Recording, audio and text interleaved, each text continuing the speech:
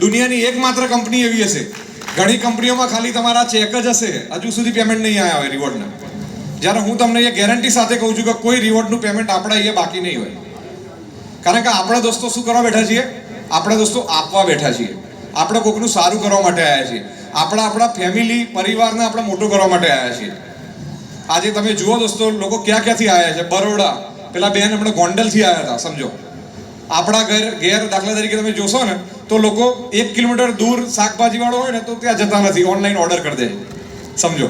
તો એવા માહોલમાં, એવી ટેકનોલોજીમાં એ બેન માટે જોરદાર તાલી થવી જોઈએ છે. ગોંડલથી આવ્યા છે, સમજો. એવા લાઈક ડીસાથી, બાડમેરથી હમણાં ભાઈ એક એચીવ થયા હતા, બરાબર? હા, બરાબર. ક્યાંથી? મુંબઈથી. હા, મુંબઈ દહાનુથી ટીમ આવી છે.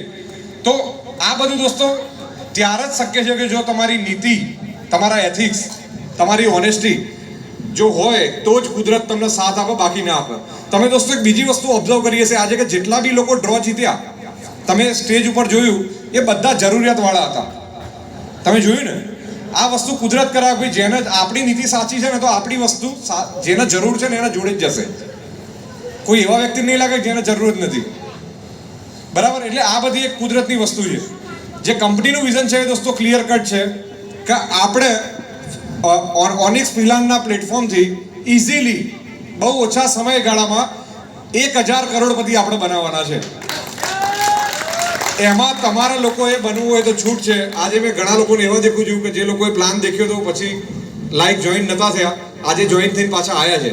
મેં નવજીવન હોટલની મિટિંગમાં બી કીધું હતું કે જે લોકો જોઈન થાય એનો વેલકમ છે. જે નહીં થાય એ લોકોના માટે કહું છું કે ભાઈ આજ નહીં તો કાલ આપણે એવો માહોલ બનવાનો જ છે કે દુનિયાની કોઈ બી ડાયરેક્ટ સેલિંગ કંપનીના સામે આપણી ઓનિક્સ ફ્રીલાન્સ હર્બોમેટિક્સ નંબર 1 કંપની બનવાની છે.